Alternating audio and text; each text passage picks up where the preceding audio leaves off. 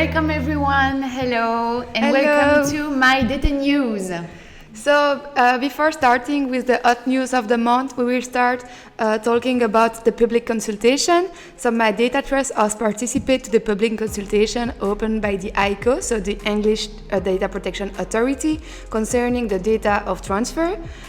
In general, we suggested to add an addendum to the new SSC of the European Commission. For example, for the part related to processor of a UK GDPR controller, we demonstrate that the applicability of the UK GDPR to a processor must be assessed by a case-by-case basis and not be automatic because the controller falls within the scope of the Article 3.2 of the UK GDPR. And also, we have some other example for the interpretation of the Chapter 5 of the UK GDPR. After this short introduction, we will start with the hot news related to the life science sector. In Belgium, the Data Protection Authority has learned of a potential security breach related to the validation and reading of the COVID-safe tickets via the COVID scan application. And the leak would affect more than 40,000 people. Because in the case of vaccinated people, it checks before validating the ticket that the vaccinated person has not recently been subject to a PCR test that would have proved positive via encrypted list. And it is at this stage of the scanning process that a potential security flaw was observed by a citizen. Critical medical systems have been targeted by hackers. There are a growing number of cyber attacks targeting US hospitals and that are increasingly costly and potentially deadly. After that, a Belgian hospital, the Saint-Luc Clinic in Bourges, suffered a computer attack on Saturday morning. This is not the first hacking attempt, but it is the first time that it succeeds.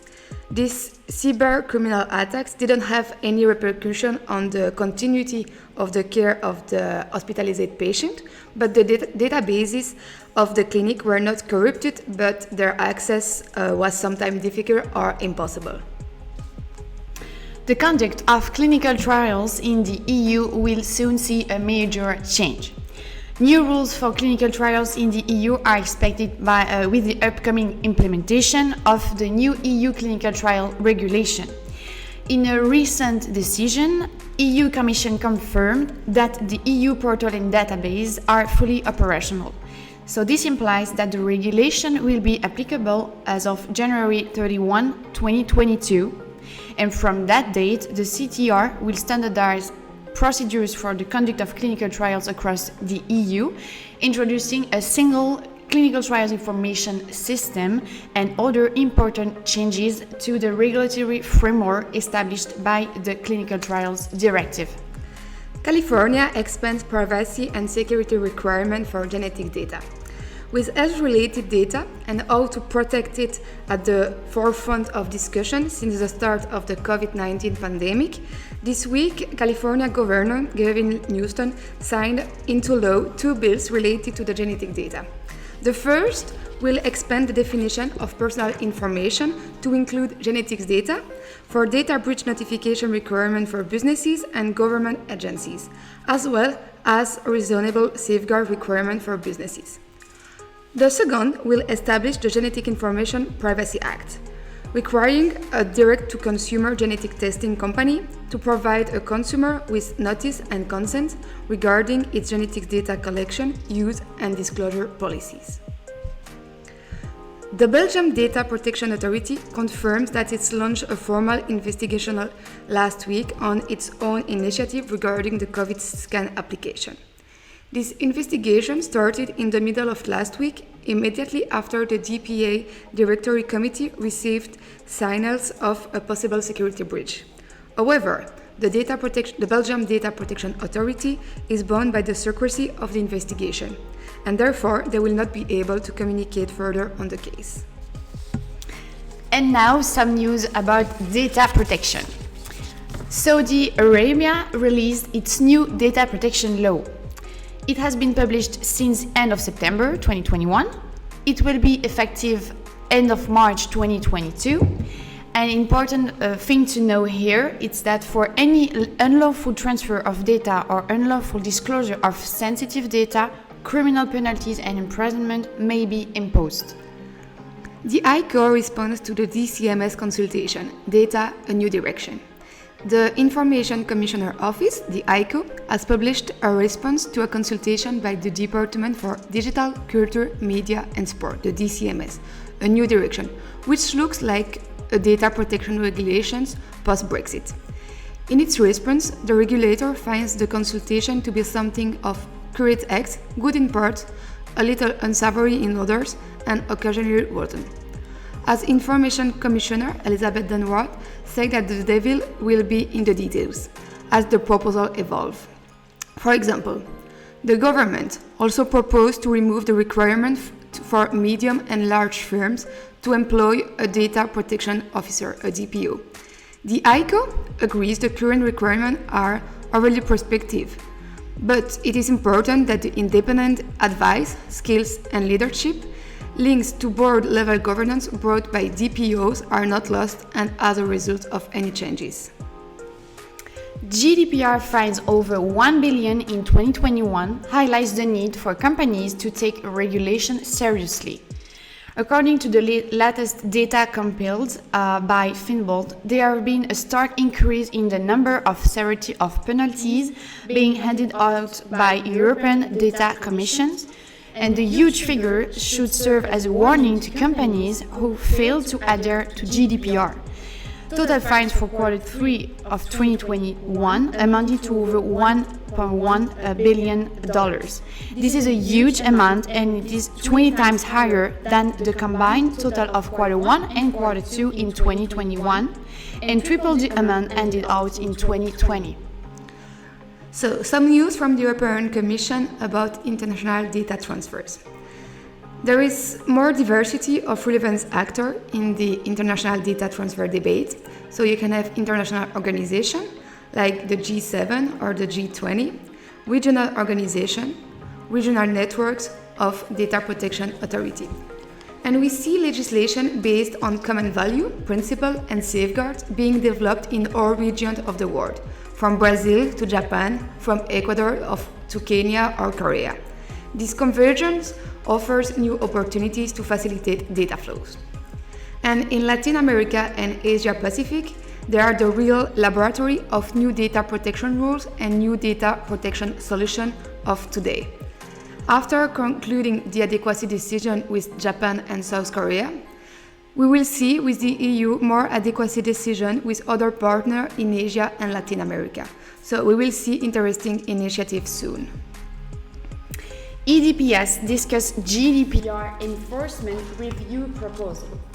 So on a podcast with Euractiv, the European Data Protection Supervisor addressed his proposal for a June 2022 review on the effectiveness of the GDPR enforcement.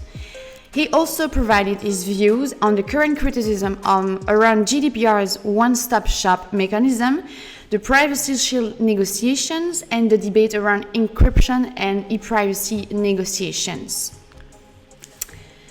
Facebook is researching artificial intelligence systems that see, heard, and remember everything you do.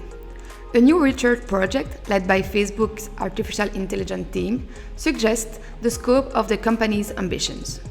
It imagines artificial intelligence systems that are constantly analyzing people's lives using first-person video, recording what they see, do, and heard in order to help them with everyday tasks. Privacy experts are already worried about how Facebook's AR glasses allow wearers to covertly record members of the public. The databases and the dataset is the biggest of its kind ever created, and Facebook partnered with 13 universities around the world to collect the data. Hacker steals government ID database for Argentina's entire population.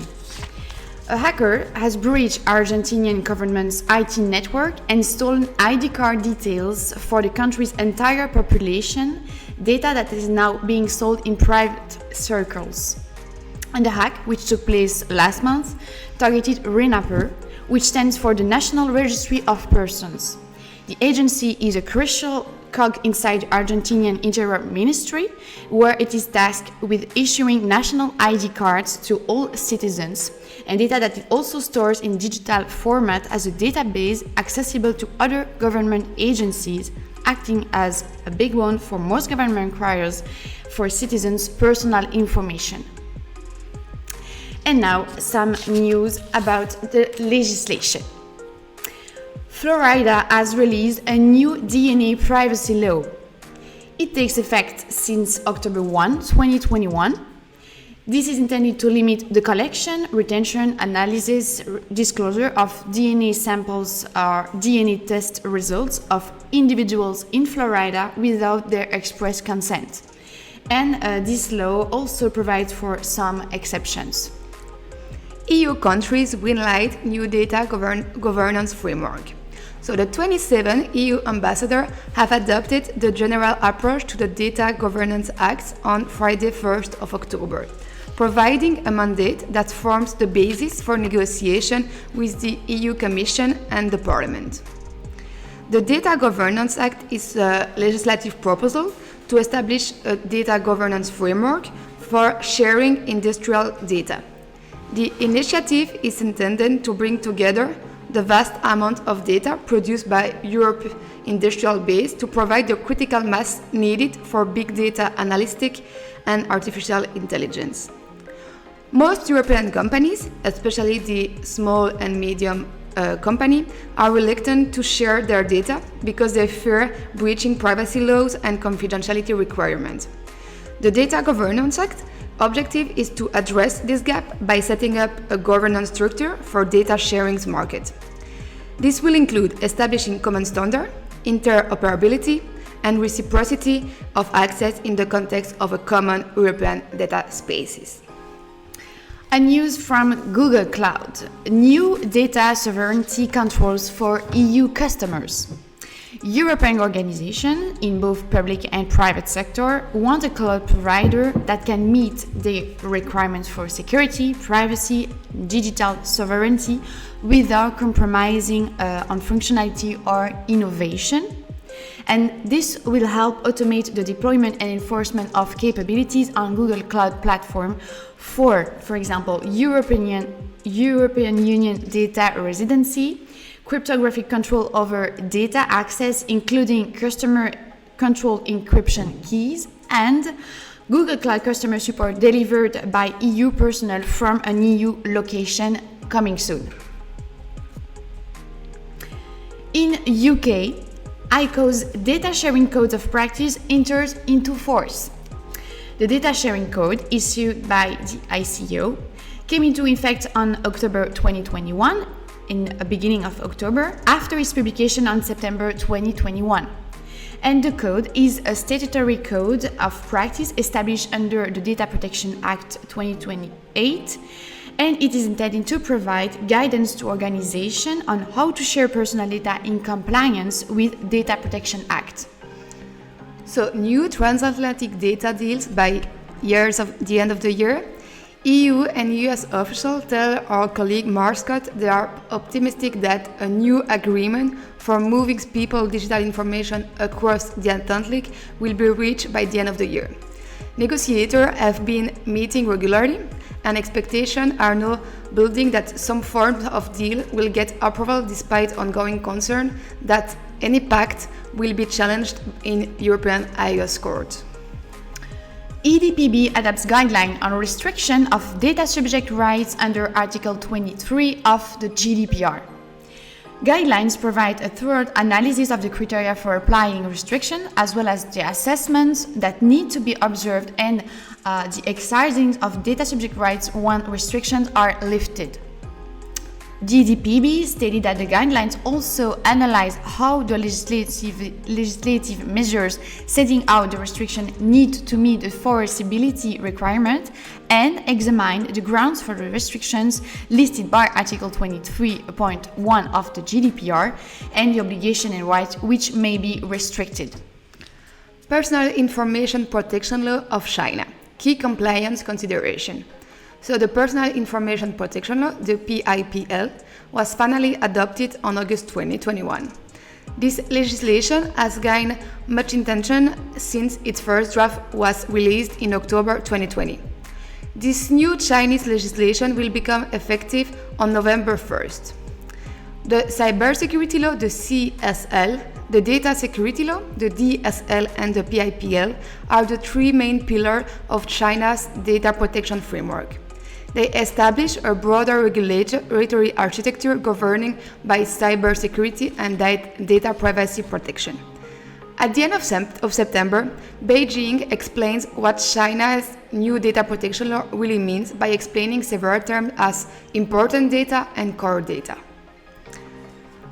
Rwanda has published a new law relating to the protection of personal data and privacy. Rwanda has published this law, and beyond establishing principles such as lawfulness, fairness, and transparency, the law provides for fines on data controller and processor who commit misconduct. Quebec government signed into law the new private sector privacy legislation. It's actually a pretty big deal in Canada, and it will probably have a domino effect in terms of seeing other jurisdictions move to update their law too. There are a few key elements of the new law that will come into force in stage beginning September next year. For example, new GDPR-like rights, so the right to erasure, de-indexing, and portability are explicitly codified. And accountability, making the person with the highest level of authority in a business, for example, CEO, accountable for compliance. So I think this is pretty good news. And I think this is actually the end of our news today. So we hope you enjoyed it. Do not hesitate to subscribe to our channel. And see you in a month. Yes, see you in 1 month. Bye-bye. Thank you.